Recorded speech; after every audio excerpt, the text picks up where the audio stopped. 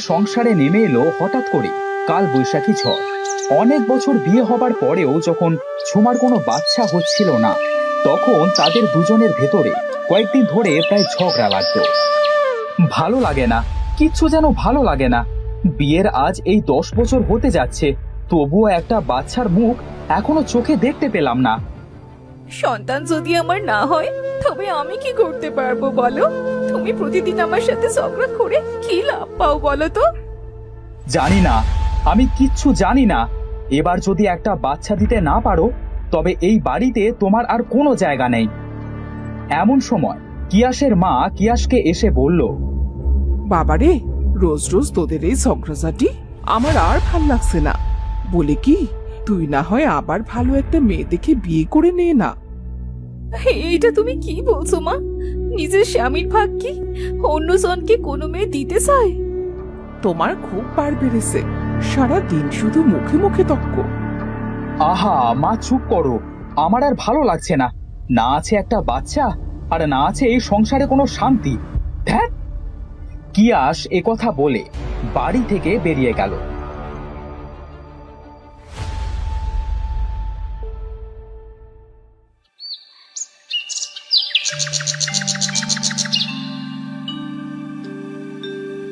সে হাঁটতে হাঁটতে বাড়ি থেকে অনেকটা দূরে বনের ভেতরে চলে এলো। এ কি, আমি যাচ্ছি কোথায়? আমি তো বনের ভেতরে চলে এলাম। না, আর সামনে এগোনো ঠিক হবে না। আমি বরং বাড়ি ফিরে যাই।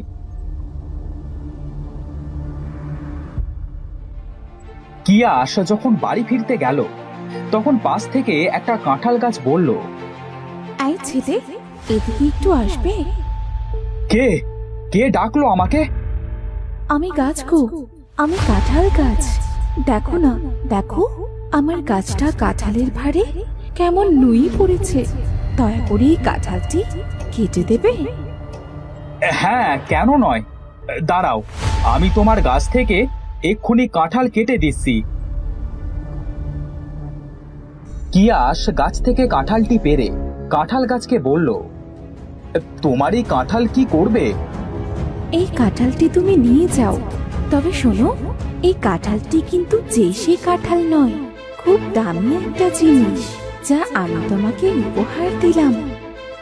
তোমার কথার অর্থ আমি কিছুই বুঝতে পারছি না কাঁঠাল গাছ। তোমার বাড়ির অশান্তি একমাত্র এই কাঁঠালই দূর করতে পারে। এই কাঁঠালের ভেতরেই আছে একটা বীজ। এত বড় কাঁঠালের ভেতরে মাত্র একটা বীজ? হ্যাঁ, বাড়ি গিয়ে কাঁঠালটা কেটে বীজটা তোমার বউকে রস করে খাইয়ে দেবে। দেখবে তোমাদের সন্তানের অভাব পূর্ণ হবে। সত্যি বলছো গাছ? আমি এক্ষুনি বাড়ি ফিরে যাচ্ছি। কিয়াস মনের আনন্দে কাঁঠালটি নিয়ে বাড়ি ফিরে এলো।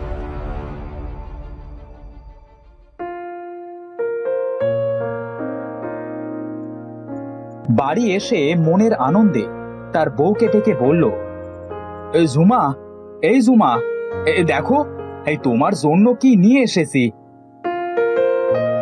আজ যে আমার খুব খুশির দিন। কি হয়েছে? একটু আগেই তো ঝগড়া করে বাড়ি থেকে বের হয়ে গেলে।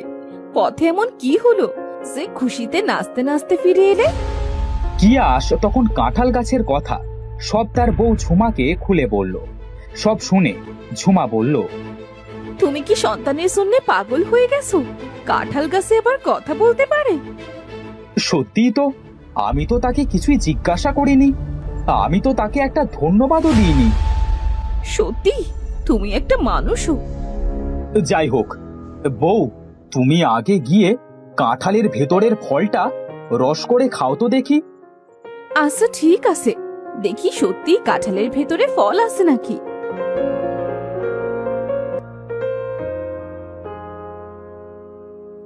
ঝুমা কাঁঠালটি কেটে দেখল, সত্যি তার ভেতরে একটা বীজ আছে। তখন সে বীজটা রস করে খেল। এভাবে কিছুদিন যাবার পরে ঝুমা অনুভব করলো যে সত্যি সে মা হতে চলেছে। হবু শুনছো, তোমার সেই কাঁঠালের দেয়া বীজ খেয়ে সত্যি তো আমি মা হলাম। কি বলছো বউ? তুমি সত্যি বলছো? যাক, অবশেষে আমার মনের আশাটা পূর্ণ হতে যাচ্ছে। হ্যাঁ গো হ্যাঁ, এবার মনে হয় আমাদের সেই কাঁঠাল গাছকে একটা ধন্যবাদ দেওয়া উচিত ছিল। হ্যাঁ বউ, কাল আমি আর তুমি সেই গাছের কাছে যাব।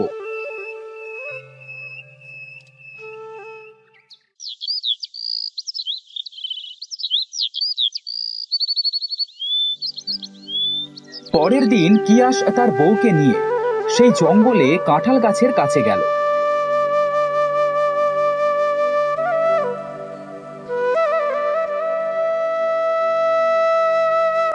কাঁঠাল গাছটি তাদের দেখে বলল, এতদিন পর তোমাদের আমার কথা মনে পড়লো?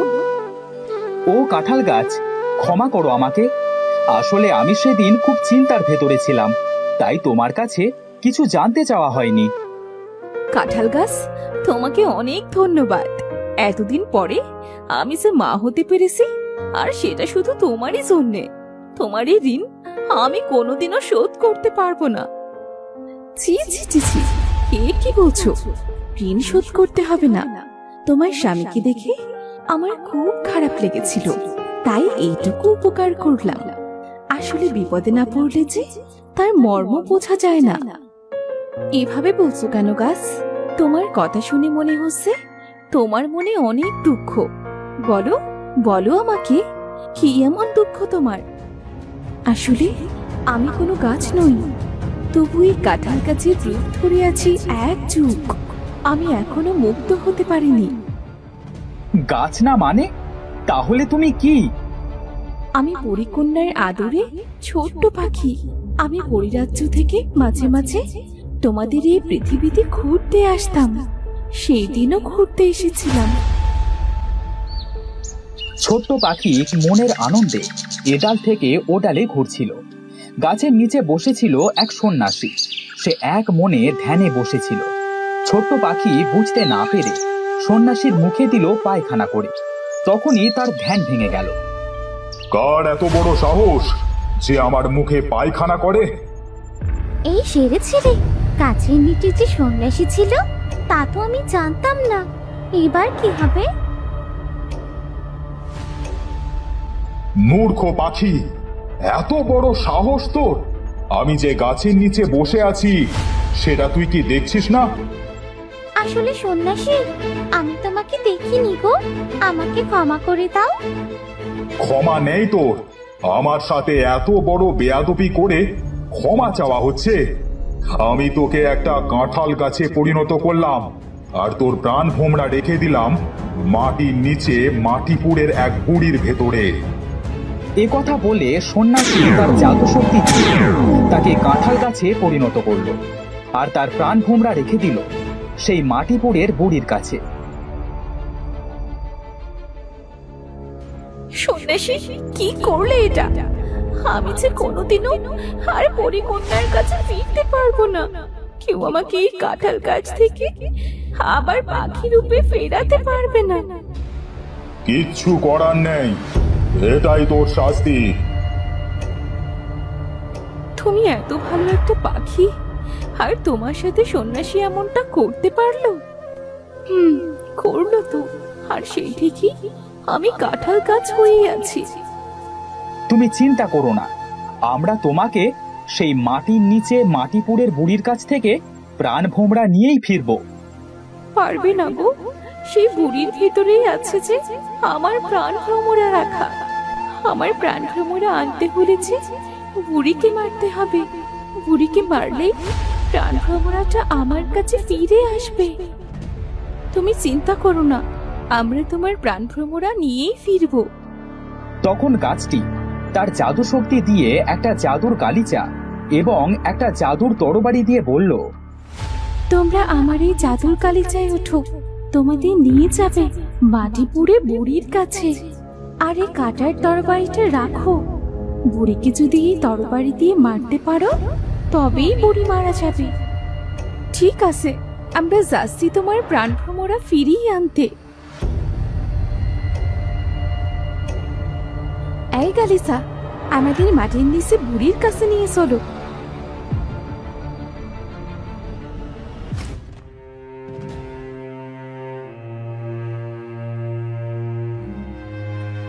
গালিচাটা উড়ে উড়ে তাদের মাটির নিচে মাটিপুরের বুড়ির কাছে নিয়ে গেল। বুড়ি তাদের দেখে বলল, তোরা কারা? এখানে কি চাস? আর এখানেই বা কি করে আসলি? আমরা তোর প্রাণ চাই।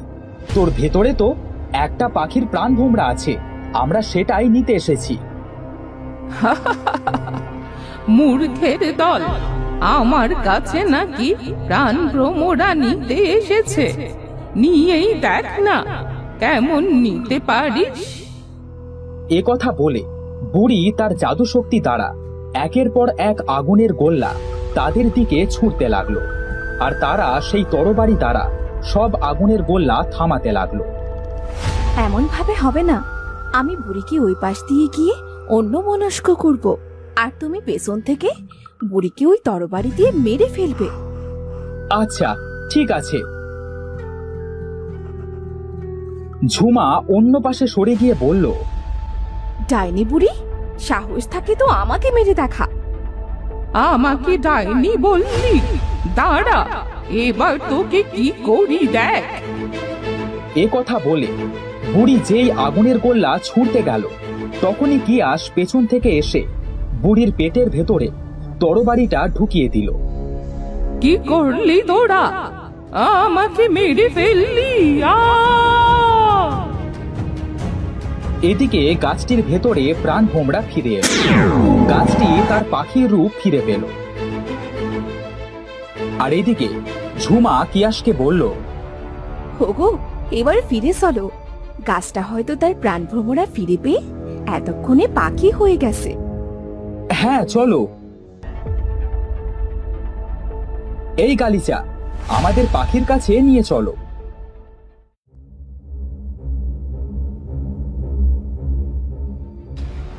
জাদুর গালিচা উড়তে উড়তে জঙ্গলে পাখির কাছে নিয়ে এলো। তারা এসে দেখলো পাখি তাদের জন্য অপেক্ষা করছে। পাখি তাদের দেখে বলল, তোমরা এসেছো? আমি তোমাদের জন্যই অপেক্ষা করছিলাম। আমার প্রাণ ভ্রমরাটা ফিরিয়ে দেবার জন্য ধন্যবাদ।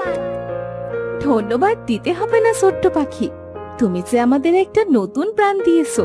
তোমার জন্যই তো আমাদের সংসারে আবার সুখ ফিরে এসেছে। এবার আমি আমার পরিকন্যার কাছে ফিরে যাব। ভালো থেকো তোমরা।